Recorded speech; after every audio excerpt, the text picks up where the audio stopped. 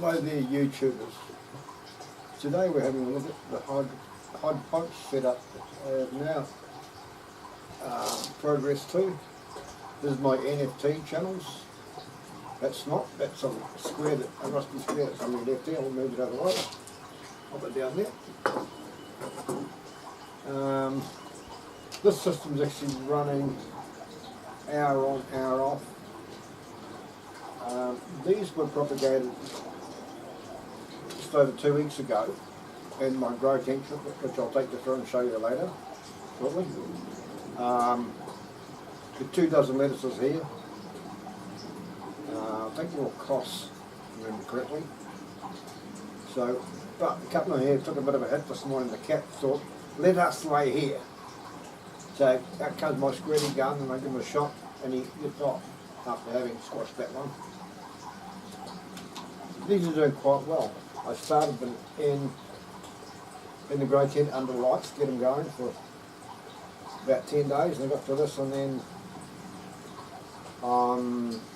today's Friday, and on Wednesday I brought them out here and set them all up to go through the cycle. What's happening, we've got a pump in here with an extra stone, 50 litres of solution. I'm actually using the Psycho brand, to make sure I grab the right one to show you, which is a 2-part A and B. That's the A, you can see it. No, I don't think you can. Oh yeah, that's the A, and you mix that. This is a really, really economical brand of solution. You only, in a system like this, you only ever add, with 50 litres you're adding, should only need to add 75 ml of solution, and that lasts you a week, and you change out, change water and do it all again. But I am going to change the system around, and I'll probably cut these in half, back to about 1.5, 3 metres long, so I can get them dead level, and place an auto valve in the system. So I actually eliminate all the electricity, and basically this here, pick it up, is an auto valve box with a reservoir attached to it. Pop that down. But you just top it up, every couple of days with the solution, and it controls the level of solution up to about 30 ml in the bottom of this channel. This channel is 50 ml deep. It's allowed to come up 30 ml, and then as the plants drink it all the way, it literally drops it back to 0, and then the valve opens up again. I'll put a little video on how the auto valve works, because I'm actually also going to be putting in, when I go, the greenhouse will be going up in about a month. Just ordered a 6 metre by 8 metre greenhouse to get everything into, and I'm going to try and eliminate as much electricity as I possibly can down on that. It becomes a bit of a problem, because I've got to take power from that shed across to a greenhouse. So I'm going to go the route of the auto valve, which I have seen really good results of in reviews. I've actually got a system here that's running an auto valve. I'll bring the camera over this way. And this one over here runs 12 pots on a single valve, which I may be going to modify, because I'm a little bit concerned that the way it works, not that it's wrong, but I am a little bit concerned I can envisage a few problems coming with this. I'm going to point this down here. If you have a look there, I've got tomatoes in there. And I think part of my problem was I may have put a little bit too much perlite in the bottom of the pot from the outset. I'll get the camera still. Those 4 there are all beefsteak tomatoes. Come around to my right, and I got 6 Roma, and the 2 end pots there will, when I go out to the tent, I'll show you the couple of cucumbers I'm looking at putting in there. And I can run all of them off a single valve, but my concern is the way the valve works, it waits for everything to literally go dry, and different plants drink at different speeds. Like tomatoes are really drink at a higher rate than anything else. So you can just see, I'm going to tip some of the perlite out of the two end pots when I put the cucumbers in, so the plant's actually closer to the water at the point of transplanting. Those ones are doing alright. That one over there for the first couple of years, we'll just hold this and zoom at the same time. Where are we? One there wilted a little bit at first, so I hung up that bit of, you probably can't see it very well, a bit of shade cloth there. It's only 30% shade cloth. Just take most of the heat off. But what I think I may have done is put too much perlite in there. I'm expecting it to wick too much to start with. But it's all a little bit of trial and error. But as you can see, all that's going really well. Just swing the camera around this way. So we can. Now that's 12 pots running off one valve. But like I say, what happens is that the system works, and I will include in this a video of how the autopot system works. Normally on the autopot they actually have a valve with this size pot per pot, and I possibly am going to buy some extra valves and just drop them down in the system here. If I can get the camera out a little bit further, you might see these connection hoses there. Okay, that's a shot looking down through the guts of it. You can see it comes from the far end down to this end. What we have on this very end is a tap that I can relieve it once a week, just to make sure there's no perlite or anything got down into the hoses. Right. I'm just trying to see the viewfinder. It's a little bit difficult with this sunlight. Right there we've got a 300 litre tank. Oops, didn't get too much. And that comes out of the bottom of that. You'll notice just there, I'll just go in ever so gently. Unfortunately I don't have my cameraman here with me today. I'm having to do a single camera shoot, and it's down there somewhere. I can't really see it well. The camera keeps wanting to tilt back on me. Down there, if you look closely, there's a little tiny 4mm hose that goes into that black box. And in the bottom of the black box is an auto valve, which is actually controlling all the nutrient in these tomatoes. So that's that set up. That one's going really well, barring the fact that I may have made a couple of small mistakes at the start there. But the whole thing is, you don't learn anything unless you have a go. You must always first have a shot before you say I can't do something. And now this one over here is actually Joe's little setup, and we're running a hers is a pump that comes off and on. We're running air stone in the bottom of the tank down there. She runs her pump comes on for an hour at 8 AM, goes off till midday, and then runs for another hour. I think it comes back on at 4 PM, then again at 8 PM. And only runs at an hour at a time. So it actually spends more time off than it does on. But as you can see there, that stuff's looking really good.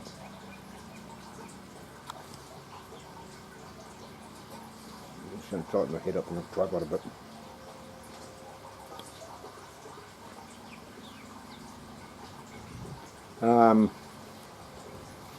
That's all flowering type plants, bar the chive.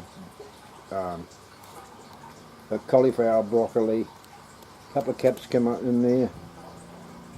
I don't know if I can zoom in on the capsicum, I'll try.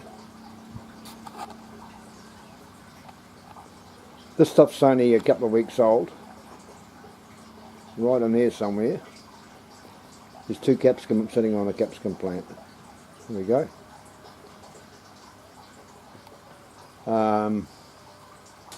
Got basil, chives, cauliflower, broccoli, and even curry plant down one end. I don't think you can quite see it.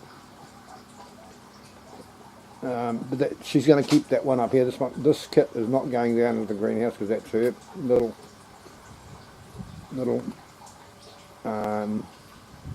system. She does all the nutrient changes herself, and what happens is that we run a water meter off a tap. She fills it exactly to 50 ml, and then she just tops her nutrient up. That one there takes a little bit more nutrient than the lettuces does, because of the type of plant they are, so they tend to need a slightly higher nutrient.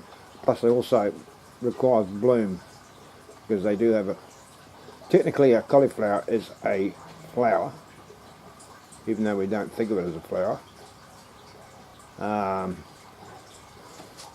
just interested to note that chives are not a flowering plant, yet they are growing really, really well in just there with the added nutrient. I've tried some of those chives, they're really, really nice. There we go. There's 1, 2, 3 or 4 of them in there. Yeah, it basically, it's a really, really good little setup. That's the one that was given to us. About $500 worth there. But no, at the end of the day, it's a really good little system. The reason that's staying up here is that she does want to keep it on. She wants to keep it on running on the mains. Not that it can't run on an auto valve. It would run just fine on an auto valve. The tomatoes here and the keep moving everything. You can't see what I'm looking at. And the lettuce is over the far side there. Over here. It's a little bit untidy at the moment because I'm still trying to set up properly. They're 3 metre length channels, and they're a little bit long. As you have a look in the middle there, they tend to get a bit of a bow in them. I suppose I could put a sheet of plywood or something like that across the top of it to take any bows out of it. But when you're stretching that sort of distance on 3x2, you are inclined to get a bit of a bow in it. So what I'm going to do is I'm going to shorten them up and smart valve them. That way I can eliminate any need for electricity. And the beautiful part is that you can actually set up a system with the auto valve, a little bit like you would with a cracky system. You don't do any nutrient changes. You just set them up and maybe top them up every now and again, but you don't change your nutrient out, you don't waste nutrient, you don't sort of live it every week, you don't have to change your water. The nutrient, because it's stored in a tank like this one is, the tomatoes, it's just a constant system. Anyway, let's go out and have a look at the cucumbers. Right, okay, in here we've got, I shouldn't see it that well.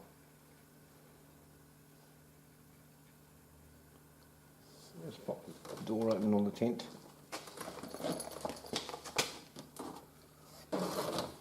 Oh yeah, they're all starting to slowly.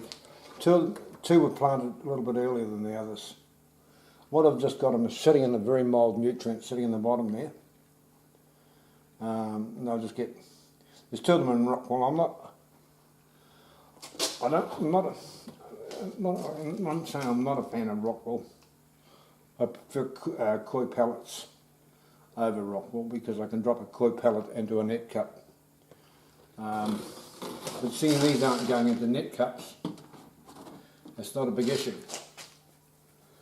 That's running a T5 grow light up on the roof. I'm not going to pull the camera off just to show you that.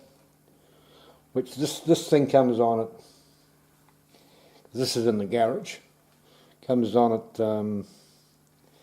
6 AM in the morning and goes off at midnight, so it's actually running 18 hours a day. The T5 grow light in the roof. But my son and I actually have decided this is a little bit small. So what I'm going to do, we're going to build another grow house, right? And we can get this sort of fabric, or this sort of reflective material to put on the inside of the little house and probably put 4 or 5 of these little great propagating chambers in there as well, so that makes things. At the moment I can't get a lot in it, it's not very big. I work on the basis that whatever I do is I try and grow it in 1 dozen lots. And the lettuces I sowed 2 dozen. And what we can't eat we can always give away.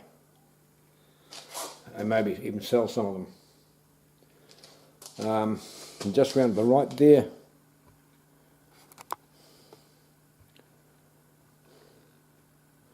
that's a cloning. So if we ever want to, take a cutting from something, we can clone it. As at this stage we haven't fired it up, haven't had necessity to, so as soon as we have necessity to, we will fire it up. I really want to test when the tomatoes start getting suckers or laterals. I'm going to take some of them off and pop them in there and just see if I can't clone a tomato, particularly the beefsteak ones, because the beefsteak are getting hard to get seeds for now. Anyway, that should be about it. Have a good one. Okay, we've had a look around the patio and in the garage at the grow tent, which is only used for propagating. And I did mention about the auto pots and how my system, I'm going to do a little bit of a modification to get more control over every pot rather than having just a general operation of 1 valve over 12 pots. I do see a little problem there. Not that it's major, but my concern is if one plant does drink more prolifically than say another one, it never actually ever goes to the point where it completely drains dry, and all your pots have always got solution in them. And part of the auto valve system is that, as you'll see in the video, they should go dry to allow aeration and such like. But anyway, excuse me. So what we'll do is we'll have a look at the video and you get a better understanding of what I'm talking about.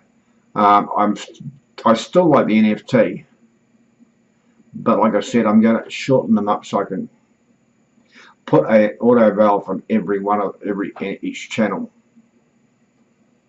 At this stage, I'm not sure how I'm going to actually do that, whether I make the valve external to the channel or what I'll do. There is a little box you can buy that the valve sits in. As long as the valve box is sitting at roughly the same height, give or take a millimetre or 2, it will work fine. So you can actually have it externally to the channel. But the problem with the over 3 metres in length, which I have, I'm getting a bit of a, you may have noticed, I'm actually getting a bit of a bow in it. Now the only way I can think of getting rid of that problem is buying a sheet of heavy ply and then screwing that down to my table, and hopefully my rails don't get a bow in them at any stage. But anyway, it's all part of the learning process. Right now we'll have a look at the auto pot situation, which I am really impressed with. Some people are going to say it's an expensive way to do it. Your cost is only once up right at the start. You don't, once you've done it, you start growing and you just keep growing and growing. And what I like about the auto pot system is I'm not having to do that weekly nutrient change, which, well, some people may say it's expensive. In my cases, I'm only ever putting 50 litres of water into my reservoirs, so on the high nutrient, when I go to high nutrient strength, that's 150 mils of solution.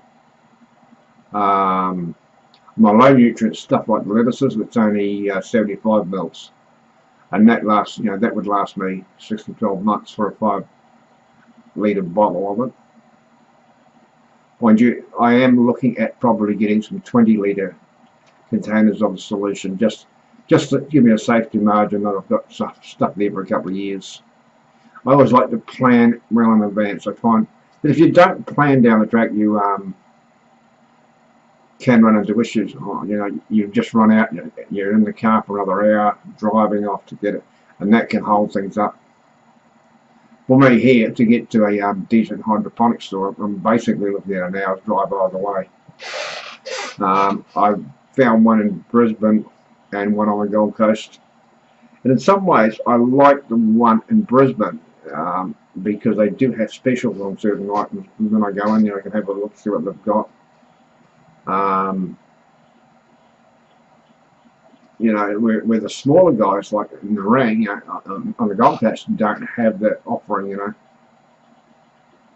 know, they can't compete because they haven't got the volume. Anyway, let's have a look at this auto pop. All the best. Cheers.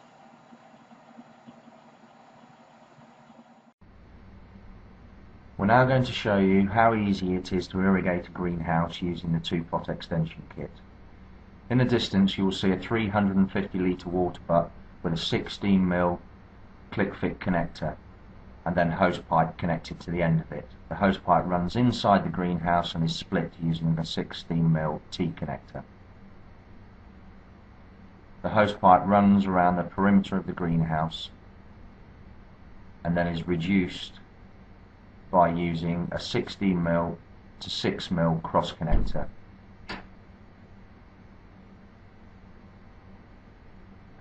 There you can see the hose pipe running around the perimeter and the 16mm to 6mm connectors inserted. The 6mm pipe is then connected to the other end of the aqua valve.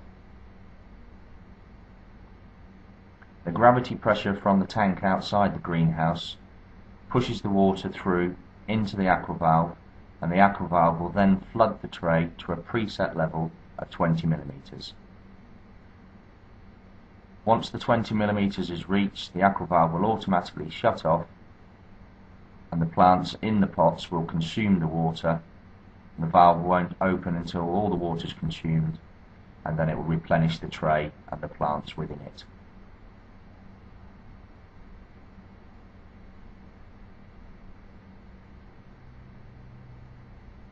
At the end of the 16mm runs, we insert 16mm inline taps. The inline taps are used to flush the lines once a month. The taps are simply turned on, the lines flushed, and then the taps turned off again. There you have a typical English greenhouse irrigated using the 2-pot extension kit.